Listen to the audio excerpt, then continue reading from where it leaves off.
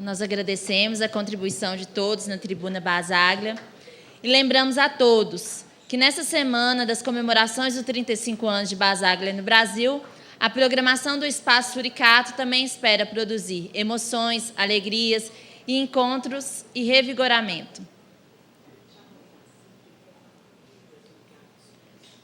Convidamos vocês para hoje, sábado, curtirem os sabores e saberes Suricato em versões e releituras surpreendentes.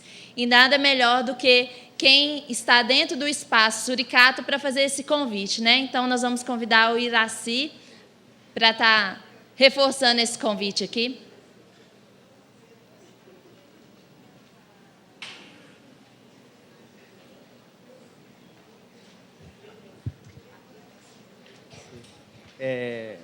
Boa tarde para todos e todas. Eu queria reiterar o convite ao Espaço Suricato, que é com muita alegria e muito prazer que vamos receber todos vocês lá. Hoje é um talento em dose dupla, Yara Andrade e Rosane Freire. A mineira Yara Andrade é acordeonista, que foca vários estilos e instrumental, e é produtora e compositora. Rosane Freire é poeta e performer. Tem poemas publicados em Portugal e na Antologia de Ouro de Minas Gerais. E na programação gastronômica, Sabores e Saberes Suricato em versões e releituras surpreendentes. É com grande prazer que eu espero todos vocês lá. Rua Souza Bastos, 175, Floresta. Aceitamos cartão de crédito. E o cover é de R$6.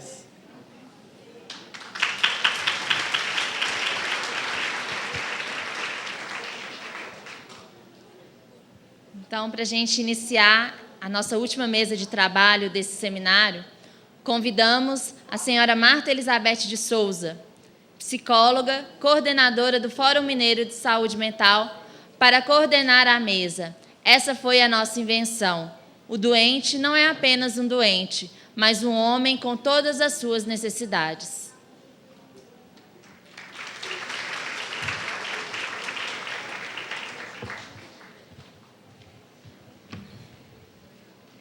Então, gente, vamos à nossa última mesa.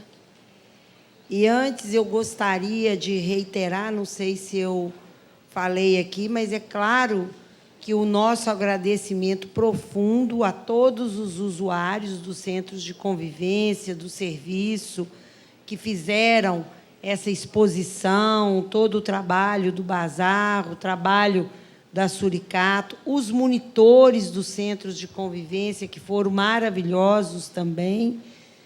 O nosso muito obrigada. E queria, então, chamar os nossos companheiros para compor esta mesa. Pedro Gabriel Delgado, psiquiatra, professor da UERJ, nosso ex-coordenador de saúde mental do Ministério da Saúde, militante da reforma psiquiátrica e da luta por uma sociedade sem manicômios do Rio, né? De Minas, né? Dos dois.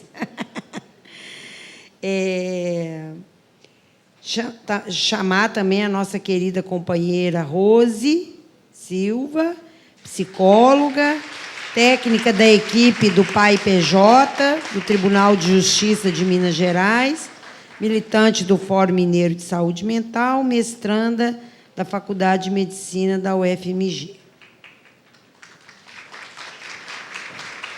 Nosso querido Geraldo Peixoto, familiar, usuário, militante da Associação Brasileira de Saúde Mental, Abrasme, e do Movimento Nacional da Luta Antimanicomial de São Paulo.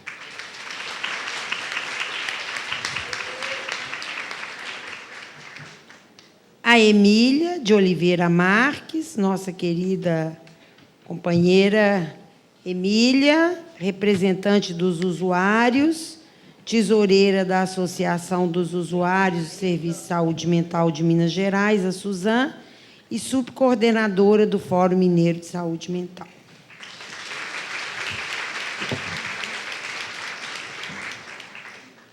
E também a nossa querida Cristiane Barreto, psicanalista, membro da Escola Brasileira de Psicanálise e da Associação Mundial de Psicanálise e supervisora da Rede de Saúde Mental de Belo Horizonte.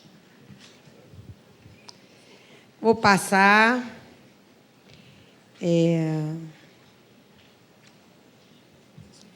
não sei se eu vou... Vamos passar a palavra nessa ordem. Vamos começar, então, com o nosso companheiro Pedro Gabriel Delgado.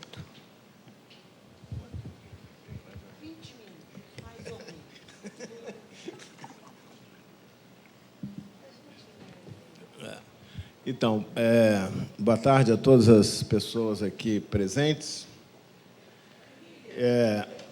Eu queria, em primeiro lugar, agradecer aqui a oportunidade de estar aqui, o convite que me foi feito através da Miriam Buide, o convite aqui do Fórum e da Suzane para participar. Depois desse convite foi reforçado também por uma mensagem da própria Associação de Usuários, né? E eu estou muito feliz de estar aqui. Queria fazer um registro também, que tem sempre esse comentário, se conheceu ou não conheceu o Basaglia, eu falo em seguida. Mas eu queria fazer um registro para todos vocês, que eu acho que esse momento onde todas as pessoas de pé prestaram essa homenagem aos nossos companheiros de Barbacena, que hoje vivem lá na cidade de Barbacena como cidadãos plenos, vivendo lá nas suas casas, uma homenagem marcando esses 35 anos foi uma coisa de arrepiar, foi alguma coisa dessas que não se esquece jamais, que são assim pequenos instantes de beleza que permanecem para sempre, né? Aí eu já estou citando um poeta, sem dar o crédito devido, mas é um verso famoso que diz que alguns instantes de beleza são uma alegria eterna. E eu acho que isso que se passou foi absolutamente sensacional. E tem a ver com o tema que, não sei se foi a Miriam, se foi a Marta, quem foi, designou para eu falar das referências do Basaglia, que é dentro desse tema da mesa, de que o doente não é apenas um doente, mas é um homem com todas as suas necessidades. E essa foi a invenção, quer dizer, a invenção da psiquiatria democrática italiana. O tema que me coube é o tema expresso nessa frase do Basaglia, que é: a esperança deve estar em nós como expressão das nossas contradições, porque o outro, o doente, é outro de nós. Então, o meu tema é o tema da esperança, e é o tema da relação que a esperança pode ter com a presença do Basaglia no Brasil, com a reforma psiquiátrica, com a psiquiatria democrática e com a luta por uma sociedade sem manicômios. Eu acho que... eu fiquei pensando em relação a essa situação, e eu diria que tem dois aspectos através dos quais se pode pensar na esperança como um tema relevante para se pensar a importância da presença do Basaglia entre nós e da própria mudança que se tenta fazer da forma de atender pessoas que têm sofrimento psíquico, sofrimento mental. Um deles é que, na verdade, se não houver esperança, não há muito o que fazer. Então, num certo sentido, nós podemos pensar se existe uma psiquiatria da desesperança que se opõe à psiquiatria da esperança. E eu diria para vocês que, sim, são dois modos diferentes de pensar a questão do ofício do cuidador de pessoas com sofrimento mental, que se baseiam um pouco na esperança. Então, um componente é da atitude do próprio cuidador e também da atitude da pessoa que está com sofrimento mental em relação ao que pode suceder na sua vida. Então, existe essa perspectiva de que, se não houver a esperança, não há possibilidade não só de fazer as transformações nas instituições, mas como também de propor, de fato, para valer, isso que o Milton Freire falou aqui no início da fala dele, que será que é possível mesmo cuidar das pessoas de outra forma? Será que isso não é uma coisa retórica? Será que isso não é uma coisa, talvez, sei lá, ideológica? Ou apenas mais um modelo de tratamento? Será que é de fato possível ter a esperança de que há outra forma de tratar as pessoas? Então, eu diria para vocês que existe, sim, uma maneira de pensar o ofício da pessoa que cuida sem esperança. E a palavra esperança é uma palavra extremamente importante para o movimento de usuários e de familiares em vários países do mundo hoje.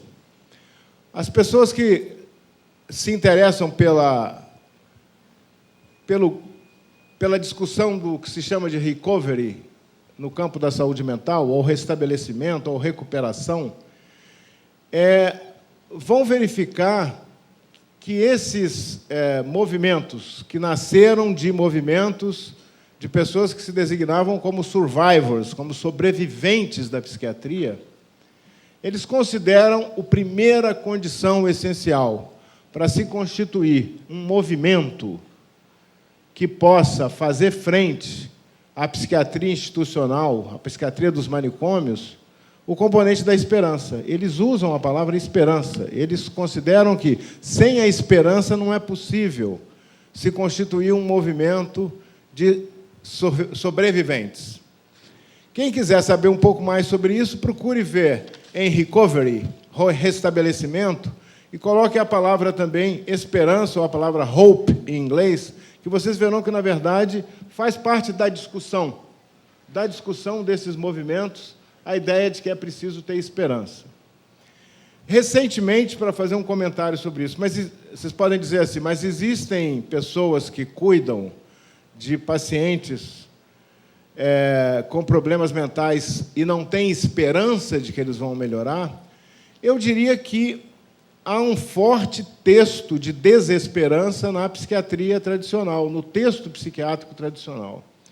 Muito recentemente, 1 ou 2 semanas atrás, uma aluna de residência, preparando a sua monografia de conclusão, portanto, R3, estava fazendo uma monografia de conclusão sobre desinstitucionalização, um estudo de 2 casos de pacientes que receberam o diagnóstico de esquizofrenia e 2 casos exitosos de desinstitucionalização. Ela estava muito feliz, porque eram 2 casos que deram muito certo.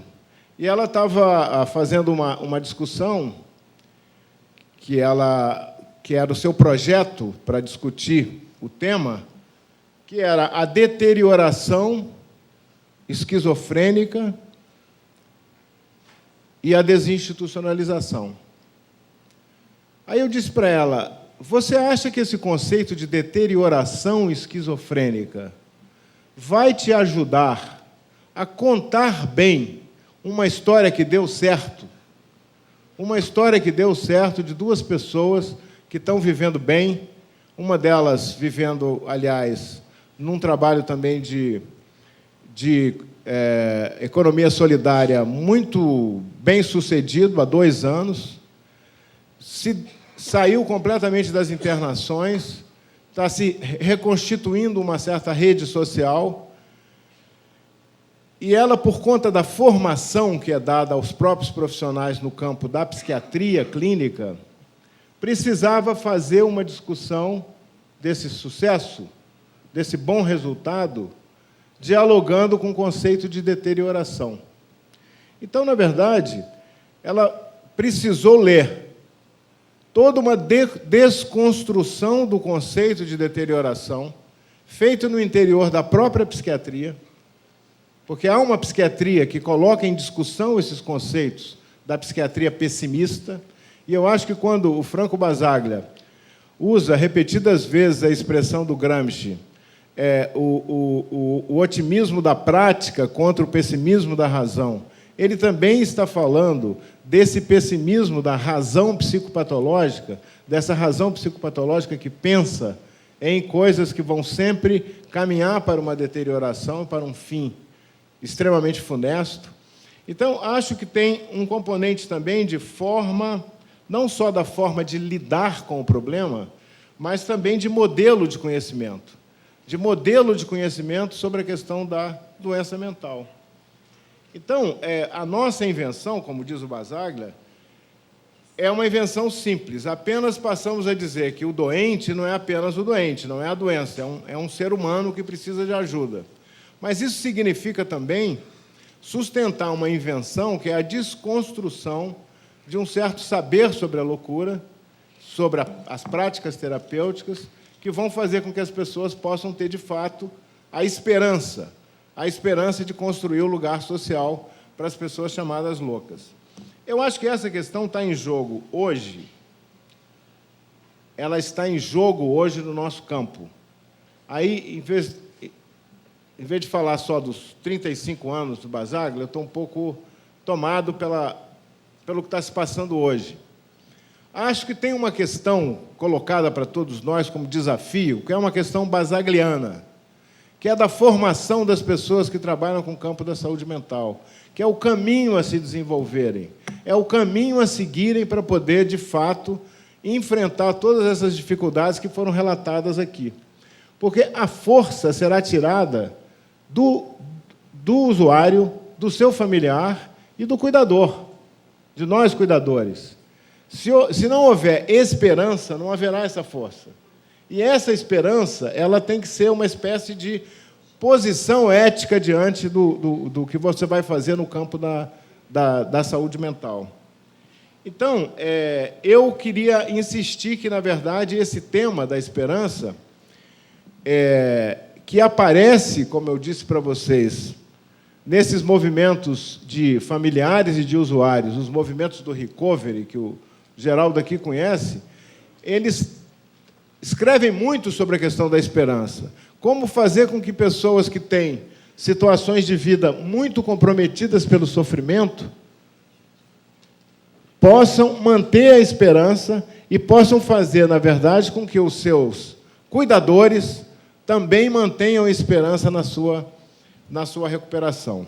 Então, agora eu vou falar do Basaglia em função disso, porque eu acho que esse é um tema que é extremamente importante, porque eu me lembro, num contato com o Franco Basaglia, na primeira vez que ele veio ao Brasil, a primeira ele veio ao Rio e foi a São Paulo, ele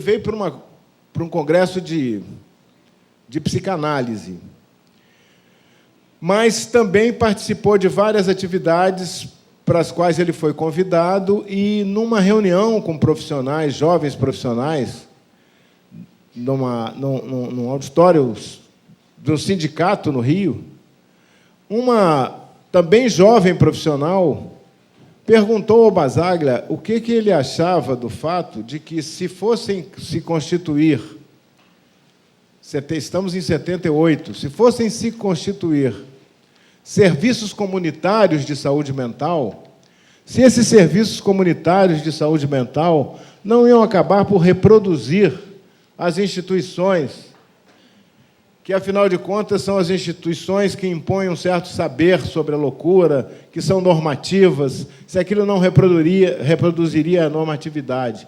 Ele interrompeu a pergunta da jovem colega e falou assim: você está sendo mais realista que o rei. Eu me lembro dessa frase, ele falando direto, più realista da ré. Você só tem essas instituições terríveis aqui no Brasil. Agora você fica com receio de construir, inventar novas instituições. Quer dizer, recuperando 35 anos depois, essa certa posição pessimista também já se colocava. Essa posição meio desesperançada de qualquer tipo de invenção que você fizesse para tratar das pessoas poderia redundar de novo em alguma forma de normatividade, em alguma forma de controle, ou de controle social. Aí eu lembro uma outra coisa também que eu queria comentar com vocês. Quando um nosso companheiro, que não está mais em atividade por razões de doença, o Jairo Goldberg, escreveu sobre a sua experiência com pacientes no primeiro CAPS, que é o CAPS da Rua Itapeva, ele relatou alguns casos e escreveu um livro que ele chamou de Clínica da Psicose, um projeto na rede pública. O título já era um título bastante claro, já direcionava para a ideia de construir um projeto para a rede pública. Pois bem, tem um prefácio do Jurandir Freire Costa para esse livro, que é um prefácio que retoma um pouco esse tema da esperança, no seguinte sentido: se as suas descrições sobre o sofrimento da pessoa são descrições que colocam sempre você num beco sem saída sobre o que fazer, por exemplo, se as suas descrições de uma situação clínica muito grave são descrições que não vão te ajudar a abrir uma porta de esperança para aquela pessoa, refaça suas descrições. Descreva de outra maneira. Escreva de outra forma. Então, na verdade, essa proposta que eu vejo nesse texto do Basaglia, sobre a esperança deve estar em nós como expressão das nossas contradições e como expressão também da nossa solidariedade com o outro, né? Que o usuário é o outro de nós, é outro como nós. Ela significa também uma certa posição que nós devemos ter diante do conhecimento no campo da saúde mental. E aí vem, não basta dizer que o conhecimento da psiquiatria tradicional é um conhecimento fadado a considerar que termos como deterioração têm algum valor de conhecimento. Mas, principalmente, porque ainda são construções teóricas que ajudam a formar pessoas que trabalham nesse campo. Então, na verdade, a tarefa da reforma psiquiátrica é também uma tarefa de intervir diretamente naquilo que se conhece como o que é a loucura. É transformar, na verdade, o conhecimento da loucura, sustentar a ideia de que tem algo não descritível, algo que não será submetido a nenhuma forma de explicação em último grau, e melhorar, aprofundar, poetizar todas as descrições sobre o sofrimento, para que as pessoas jovens que estão começando a lidar com essa questão possam investir a sua esperança e juntar a sua esperança com a esperança das pessoas que estão sofrendo por causa dessa circunstância de passar por ou ser familiar ou ser usuário de serviço de saúde mental. Quem nos ensinou a esperança, nesse caso? Quem nos ensinou a esperança foi o movimento de usuários e familiares do chamado Recovery, cujo lema é: não façam nada em nosso nome sem nós. E eles dizem que a primeira coisa é a esperança. Então, aprendendo com Basaglia, eu diria: quem não tiver esperança, vá fazer outra coisa, porque nesse tipo de ofício é absolutamente necessário estar esperando. Obrigado.